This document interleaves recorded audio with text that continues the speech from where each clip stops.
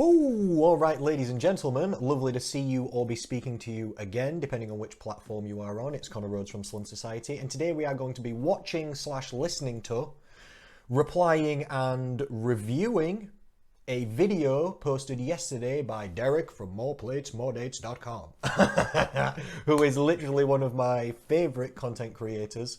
I watch almost all of his videos, which is why literally, like I said, when he posted this yesterday, I've already watched it because I'm a huge fan. The man is some level definitely of a genius, and Derek is not often wrong.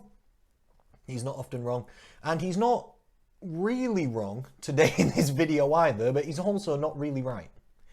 The video we are going to be talking about is going to be a conversation where I'm going to be playing through Derek's video and then I'll be stopping it and adding some points in, and we'll be chatting about his advice, etc. It's about how to increase your calorie maintenance and stay lean. So also known as how to increase your metabolism, how to boost your metabolism. And we work with people at Slim Society to do this all the time. And again, Derek is not wrong with his advice, but I think he's not taking everything into account. In fact, he's missed off most of the biggest and best points, to be honest. And the one point he does give is a good point, but there's a lot more to it and there's a lot more we can do. So we're going to be talking about this. We're going to be watching through his video. For the respect of Derek's sultry vocal tones, I am not going to be playing the video on 1.25 or 1.5 speed or anything like this. We're just going to listen through it. We're just going to watch through it. I'll pause sometimes. I'll try not to interject too much. And then, again, it's not wrong, but I'm going to give maybe more effective points, more effective points at the end. I've got 5 top tips for you, not 1, on what we should be doing to increase our calorie maintenance so that we find it easier to lose weight and also easier to keep the weight off longer. And I've also got a couple of graphs and also scientific studies prepared because I know what Derek and his listeners quite rightly are like. So let's get started, shall we? I'm just going to switch over to his video. So I'm going to play Derek now from MorePlatesMoreDates.com. If you're watching on YouTube here, you can see the channel. Definitely worth a follow, a recommended follow from me. Great information on muscle building, some nutrition stuff like this, performance enhancing drugs, and all kinds of different human performance and improvement sort of content and topics from Derek. Very consistently as well, puts out a lot of content, so definitely worth a follow here. So let's have a listen to his video and let's discuss his advice. I'll be pausing it on the some ways through. What's up guys, Derek, MorePlatesMoreDates.com. Today we are going to be talking about maintenance calories. So this is a topic that you would think I would have covered by now. I probably have at some point in the past few years, but more recently, kind of through Sush's following, they kind of wanted me to touch on it because this is sort of what I've been working with him on in terms of increasing his maintenance calories whilst trying to maintain a reasonable body composition to kind of prime his metabolism in order to set himself up for a successful bulk or a successful cutting phase. Prime your metabolism is an interesting choice of words, but I understand, if maybe you do as a listener as well, what Derek means. I think he means to be in a preferable body fat position, and he also goes on to mention hunger hormones and having those in a preferable position, which I did want to say something about this too coming up. For summer, where he is not suffering with his leptin and ghrelin completely dysfunctional. So how would you increase your maintenance calories and be able to get to a higher set point and eventually allow yourself to diet at more, I don't know, reasonable of a calorie intake? This is a very good question, isn't it? This is something we would all like, be able to eat more and still lose weight or stay slim. And this is something I do with myself. This is something that I work with my 6 Steps to Slim members to do all the time. This is what we're going to be talking about and discussing today. I think set point is also an interesting choice of term because it has interesting connotations in my opinion, because your set point is not just something that it is, it's also based on, yes, who you are, but also what you do. There's a lot we can do to impact your set point and what it is. Also, you could look at it as your calorie maintenance level or your calorie ceiling, or if you go above this, you start to gain body fat, not necessarily, if that's not preferable to you, you know, and we're looking to be able to diet and stay slim at a better, more appropriate food level, definitely. Easier to adhere to, I suppose. Agreed. Because obviously, like, it's no secret that once you've started, you know, cutting for a long duration of time, hunger hormones start to creep up on you, your brain chemistry gets all fucked up, and you...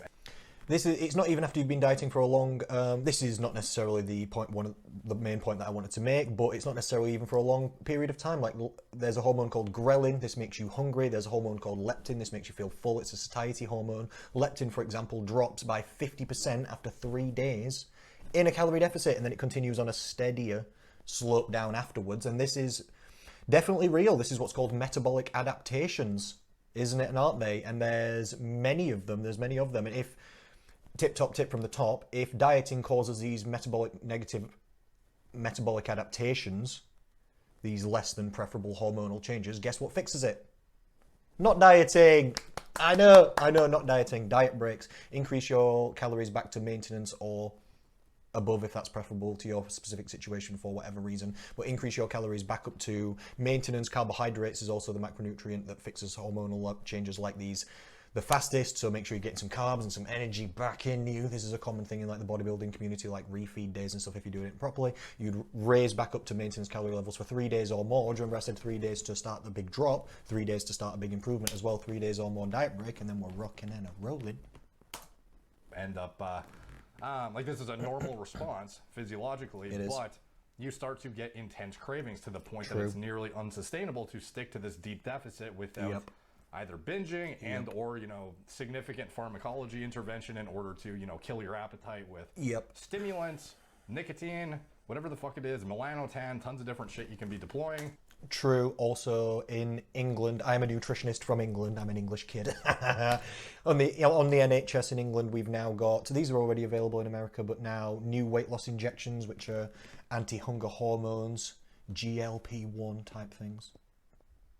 But, you know, ideally you'd want to avoid doing that. You want to set yourself up for as successful of a cutting phase as possible while being able to eat as much food as possible. So priming your metabolism, you know, it's not like eventually whatever you're eating, your body is going to adapt within reason. Like if you jump from, let's just say 2,500 calories is your, you know, where you're maintaining your weight and you're deep in a cut, and you jump all of a sudden overnight to 4,000 calories, yeah, you're going to adapt to that eventually, but... yeah, but with loads of body fat, with a 1,500 calorie surplus per day, nearly a pound of fat every 2 days. You getting to that point of homeostasis, how much fat do you accrue during that process? That's exactly it. How much fat do you accrue in that process? However much it takes to get your calorie maintenance from 2,500 to 4,000, which one of the things we're going to be discussing is that each pound of body fat you gain increases your BMR, your sort of resting metabolic rate, by only 2 calories per day per pound of body fat gain. So every time you gain 1 stone, 14 pounds of body fat, that only increases your calorie maintenance per day by 28, if you understand, which is not good. So you'd have to gain a whole lot of body fat to boost up your calorie maintenance that much just on a resting level, for sure. Anyway, sorry for interrupting. That's something that I think often goes overlooked, because it's like, yeah, you could technically just jump from 2,500 straight to 4,000 and probably... You could technically do anything you want. You know, ease your cravings a lot faster because you can get to a set point a lot quicker, or at least allow yourself to eat more food in a shorter duration of time because you're jumping right from like borderline, you know, hungry perpetually around the clock mode to being completely... Well, hopefully if you're at maintenance calorie level, if you're hungry perpetually around the clock and you're maintaining your body weight, I would argue that maybe you're eating the wrong foods or something like this, because that would be strange. If you're giving your body the amount of energy that it actually requires, the only thing that could really, shouldn't be an issue.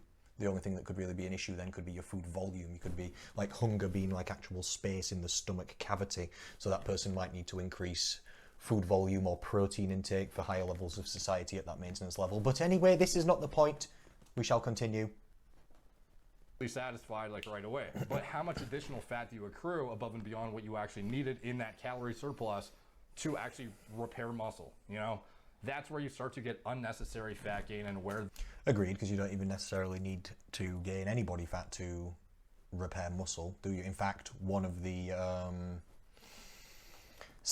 studies I've got here, higher compared with lower dietary protein during an energy deficit combined with intense exercise. Of course, you've got to train harder than last time, to quote Greg Doucet. I'm not sure how you pronounce his name. Doucet, I think, or something, I'm not sure. Promotes greater lean mass gain and fat mass loss. So higher dietary protein during an energy deficit promotes greater lean mass gain. Just showing, isn't it, that you can build muscle in a calorie deficit. So you can definitely build muscle at calorie maintenance. Is it the most optimal to gain the most strength and muscle fastest? Probably not, but anyway. The whole idea of incremental, almost progressive overload of food sort of comes into play. So it's like when you go in the gym, if you can only bench one plate, do you throw another plate on? Like, no, you don't. You add a fucking, even a 2.5 is sometimes too much. Maybe you need those incremental plates that are like a ½ pound each. You put them each on the side. Like, that is something that is a reasonable strategy to deploy. Maybe with food intake, it doesn't need to be that micro. But I mean, and at the gym, if you're, obviously that much of a newbie where you're doing a plate, you probably don't need to do that either. But you know what I mean? Like, if you're adding, 5 pounds to your lifts versus, 45 pounds to each side of the bar, there's a big fucking disparity there. You know what I mean? Like, one situation, you're almost guaranteed not going to be able to do it, and you might injure yourself, whereas the other one is like reasonable to expect and your body can actually handle the new additional stimulus. With food, obviously you're not gonna injure yourself. Like, I guess maybe you injure yourself, your digestive system gets kind of stressed out when all of a sudden you introduce 1,500 extra calories, but you don't want to just jump from 2,500 to 4,000. You want to incrementally increase it, almost like progressive overload style. And in that process, you are giving your body just what it needs to recover, and then anything above and beyond that, which may get like shuttled into fat storage, ideally you want to avoid. You don't want to excessively burden your body with calories you do not need. So getting your set point up is really just about watching the mirror, watching your progress in the gym, watching the scale, using reasonable, deducive, tactics to figure out, okay, like, have I put on too much fat in this period of time? In the past week, I put on 2 pounds. That's probably a bit too fast. Look at the mirror. I can already see shit blurring over. Maybe I should reel it back a bit. If you're gaining 0 weight after, 2 weeks of eating in your surplus, well, maybe this isn't enough. I'm not really getting stronger in the gym at this point. Maybe I need to add a little bit more food. Does that mean you add 500 calories? Not necessarily. Like, your surplus can start with as little as, a 300 calorie surplus. I think that's a reasonable starting point. Agreed. And I think jumping to like 1,000 is overkill. Agreed. And I think staying at maintenance and just like hoping you, gain is probably, not the best strategy if you're plateaued. Agreed. You need more food in order to grow more. If you have plateaued to a point where you're not making any additional strength gains in the gym, you're not seeing any progress in the mirror, maybe you got to look at adding food. It's really just logical conclusion. You know what I mean? Like, as far as how to successfully do it, in general, it's about not giving in and overeating at the end of the day. Because at that point, when you start to overeat, you're like, fuck it, I'm bulking anyways. I'm coming off a cut. I'm gonna, reward myself a bit. You start to, people do this. I've done this in the past. Fat unnecessarily above and beyond what you need to recover, and it just becomes this snowball where all of a sudden, within a few weeks, you're up like 20 pounds of shit weight. Like, that's not uncommon at all for guys. Like, I'm pretty sure everybody here who's done like a very, very strict cut, who got to like single-digit body fat percentage, has rebounded and done like a dirty rebound like an idiot. Like, we've all done that shit. We've all binge ate and gained like 20 pounds in a few weeks. It happens to everyone at least once, I think. And that's kind of where you learn not to do that in the future, and then you don't do it again, or at least you are cognizant of it the next time around, so you don't do it again. So anyways, that's like honestly the reasonable strategy. You just eat a reasonable amount of a surplus. You don't go to 4,000 calories because you read in a magazine that fucking some men's physique guy does it. You don't jump to 6,000 calories because fucking... All right, well, we agree, and we might... Let me just... All right, so we'll just pause there, and we might watch the rest of the video, but it's essentially Derek backing up his same point, which is not a wrong point, but it's also just missing all of the major points, because that is one way you can boost your BMR / calorie maintenance, whichever way you want to look at it, and we're going to look at different ways, but you can look at it in a minute, but that's not a very effective way. That's not a very effective way, and let me just show you why by switching you on the screen here. To show you this study, back 1 second, I'm going to read this out if you're just a listener. Evaluation of specific metabolic rates of major organs and tissues, comparison between men and women. This is Wang et al. 2011. This is for the specific resting metabolic rates in calories per kilogram per day of major organ tissues. As you can see here, it says 13 for skeletal muscle. So that's about 6 calorie increase on your BMR, RMR, resting metabolic rate, basal metabolic rate, whatever, calorie maintenance level, just without you having to do anything else. 6 calories per day per pound of muscle gained. And as I mentioned earlier, look here, 4.5 per kilogram per day of body fat gained, adipose tissue, so that's about 2 calories per pound, like I mentioned earlier. Now let me just switch you back once again. So then now the question becomes, how much muscle mass can you gain? If every time you gain a pound, this is going to increase your calorie maintenance by 6 calories per day. If you gain 1 pound a month, which for me, I'm not somebody who is flipping amazing at getting jacked. I'm not.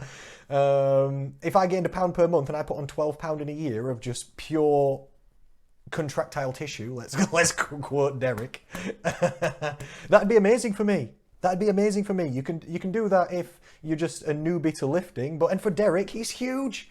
If he put on another 12 pounds, that'd be huge. But what is 12 times 6? It's 72. So if you put on a pound per month of muscle mass, you're going to increase your calorie maintenance by 72. And that's going to take a year if you're a good gainer, which I am not. I don't know about you. But we're not talking water weight. Let's quote Derek again. You might have to be sourced to the gills. Might you, to be putting on enough mass to boost your calorie maintenance up enough that you can actually eat a significant amount more food, right? It's not that it's wrong, it's just that there's better things we can do. In fact, I'm going to switch you back to here, and I've got a little graph for you.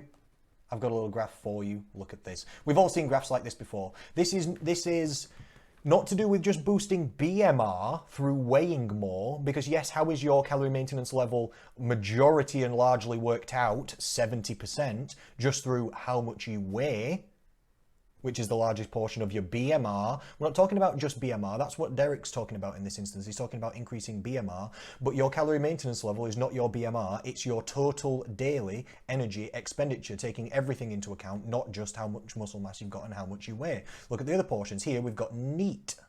We've got NEAT here taking up on average 15%, but you can massively boost this. This is actually your number one biggest tool for increasing your calorie maintenance and being able to eat more while losing the same weight, or, being able to stay slimmer easier and for longer by having a faster metabolism. What is NEAT? Non-exercise activity thermogenesis. What does that mean in English? Essentially walk more. Walking 10,000 steps per day, if you're 70 kilograms like me, which Derek is not, he's more like 100 kgs of pure bull, isn't he? His flipping shoulders are the size of my head. He weighs more than 70 kg, so he burns even more than 250 calories per day. He might burn 300 or even more calories per day by walking 10,000 steps per day, increasing his non-exercise, because it's not technically exercise, activity. Thermogenesis means burning calories. Non-exercise, calorie burning, essentially walking more. That is actually your number one tool. Literally walk more. And there's even a lot more we can do than just this. Look at the top here, we've got eat. That is not about, ironically, I know this is ridiculous, that is not about the foods that you eat. That's actually exercise activity thermogenesis. That's how many calories you burn through exercise. Exercise is your second best tool. So now essentially I'm running you through the actual top tips for how to boost your metabolism, of which gain muscle mass is one, and I'm going to put that semi-ranked in order in the scale, but your number one is do more steps per day, walk more, literally increase NEAT, boost this NEAT up, boost it up, burn more calories. This means your calorie maintenance is higher. How else could you burn more calories and make your calorie maintenance higher? You could exercise more. Could you weightlift more? Debatable. Too much weightlifting, sometimes too much, but you could do some cardio.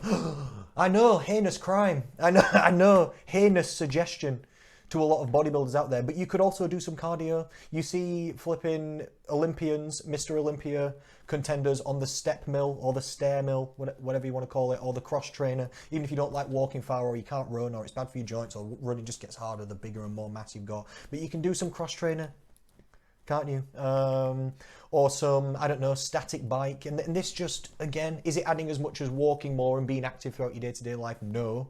not on average over most people's lifespans, but doing some cardio is your second best tool. Your third best tool, which still arguably, especially in the short term, because again, Derek's plan's not wrong, but it's going to take flipping forever to boost your calorie maintenance that way. You can get 10,000 steps tomorrow and boost your calorie maintenance by 300.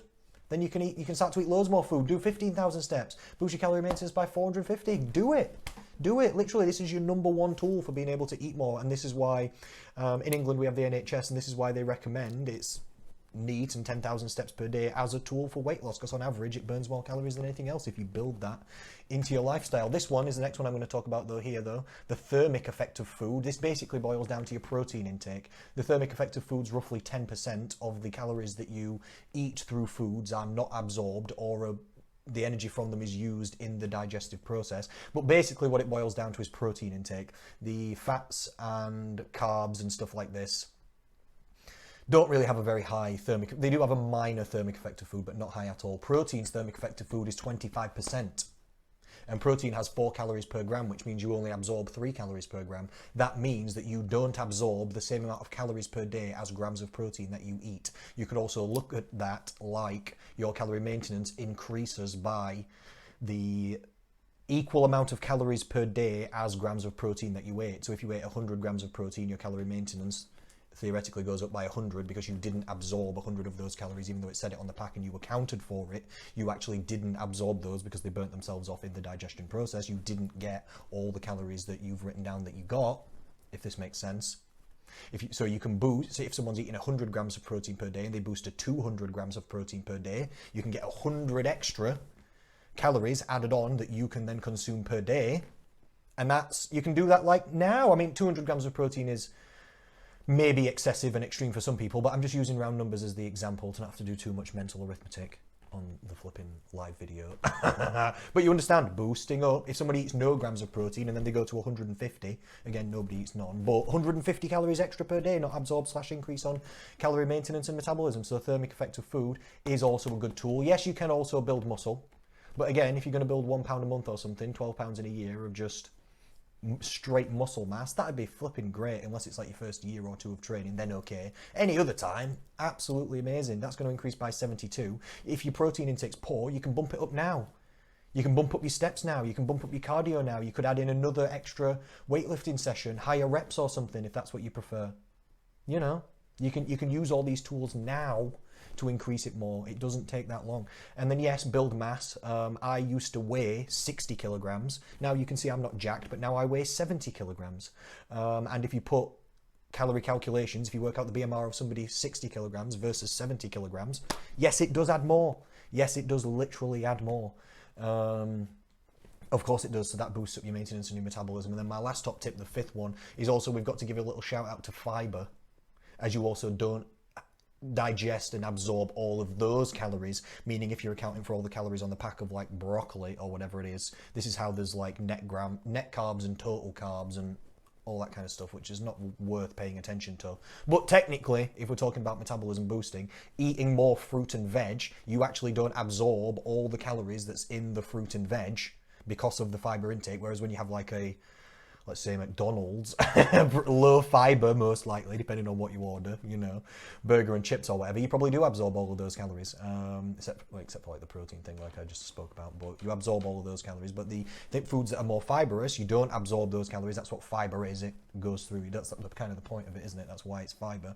So this also technically means if you eat a high fiber diet, a good healthy fruit and veg diet, and you get a good protein intake, and you're eating a good healthy well-rounded diet, if you're accounting for all your calories, you're actually absorbing less calories, on average 10%, but you can boost this by making your protein intake and vegetable intake higher than average, healthier than average.